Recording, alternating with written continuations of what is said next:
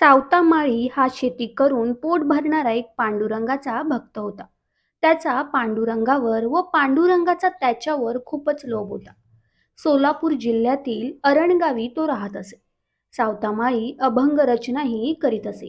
काशीबा गुरव हे त्यांचे अभंग लिहून ठेवत असत. आज फक्त 37 अभंगच ज्ञात आहेत आपल्याला त्यांचे. पण तेवढेही पुरेसे आहेत भक्ती शिकायला. त्या अभंगाचं सार हेच की प्रचंड उत्कट चिंतन केलं की भगवंत भेटतो. तर हा सावतामाळी त्याच्या शेतात गव्हाचं पीक घेत असे. एके वर्षी भरपूर पीक आलं होतं. त्यात सुमारास पंढरपूरकडे जाणारी वारकऱ्यांची दिंडी त्याच्या शेतावरून जात होती. त्याने दिंडीला थांबवून त्यांना भोजन घातलं. सगळे भोजनाने खुश तर झाले होते, पण मनोमनी दुःखी होते. कारण त्या वारकऱ्यांच्या गावी दुष्काळाने पिकं नष्ट झालेली होती.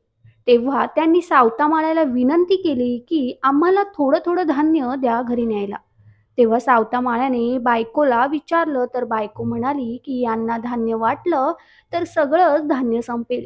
मग आपण वर्षभर काय खायचं? तेव्हा तो तिला जे म्हणाला त्याने तिच्या डोळ्यात पाणी आले. तो म्हणाला, हे बघ, जर निर्जीव जमिनीत एक दाणा पेरला तर पांडुरंग आपल्याला शेकडो दाणे देतो. तर त्याच्या जिवंत भक्तांच्या पोटात आपण दाणे पेरले तर तो आपल्याला उपाशी ठेवेल का? सर्वांना आनंदाने धान्य वाटणाऱ्या या दाम्पत्याला पाहायला व हसायला सारा गाव लोटला होता. लोक नको नको ते बोलत होते.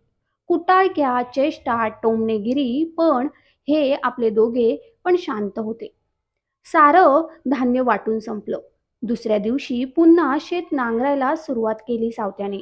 पण त्याच्याकडे पेरणी करायलाही धान्य शिल्लक नव्हतं. गावात उसनं मागायला गेला तरी कोणी दिलं नाही. एकाने मस्करीने त्याला भरपूर कडू भोपळ्याच्या बिया दिल्या पेरायला व म्हणाला की हे कडू भोपळे सकाळ संध्याकाळ भाजी बनवून वर्षभर रोज खायला तुला पुरतील. सावत्याने त्या बिया घेतल्या व खरोखर पेरणीला सुरुवात केली.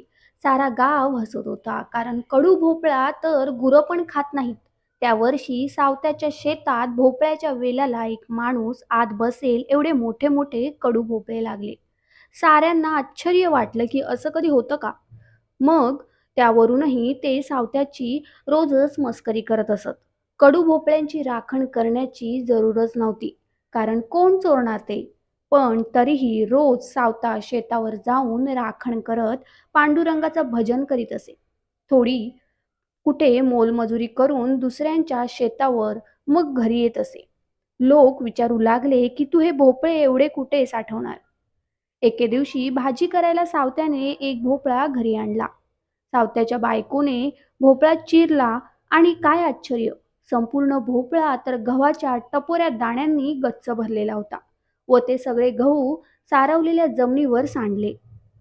ते पाहून सावत्याचे डोळे पाणावले. तो देवाला म्हणाला, किती रे देवा तुला माझी काळजी.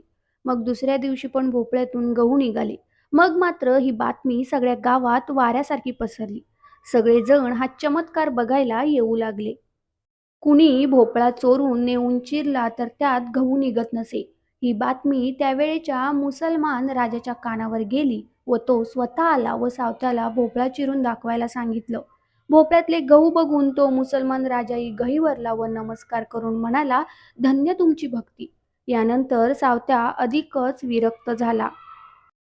आपलं सर्वस्व देवाला दिलं की देवावरचं भक्तीचं कर्ज चढतं.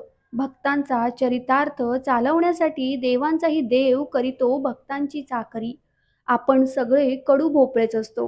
कुणा सावताचं भजन व ज्ञान कानावर पडलं की आपल्या हृदयात भक्तीचे गव्हाचे दाणे तयार होत असतात. हा सगळ्यांना नावाचा महिमा आहे. तुमच्या मनाभावली पंढरी, पांडुरंग पांडुरंग, विठ्ठल विठ्ठल जय हरी. परोपकाराचा एक दाणा पेरला तर त्याची कितीतरी कणसे परतफेड म्हणून परत मिळतात. परमार्थ हा संसारात राहूनही करता येतो. त्यासाठी काही सोडावे लागत नाही. फक्त तो करताना तो भगवंताचा आहे, जे होते ते त्याच्या इच्छेनुसार होते हे ध्यानात ठेवावे. प्रत्येक काम हे त्याचेच असून ते त्याच्या नामातच करावे. मग आपल्या वाईट संचिताचे मागील पापाचे कडू भोपळे सुद्धा सात्विक पौष्टिक गव्हाने भरून जातील. तात्पर्य: देव माझे चांगलेच करेल हा ठाम विश्वास मनी असू द्यावा. धन्यवाद.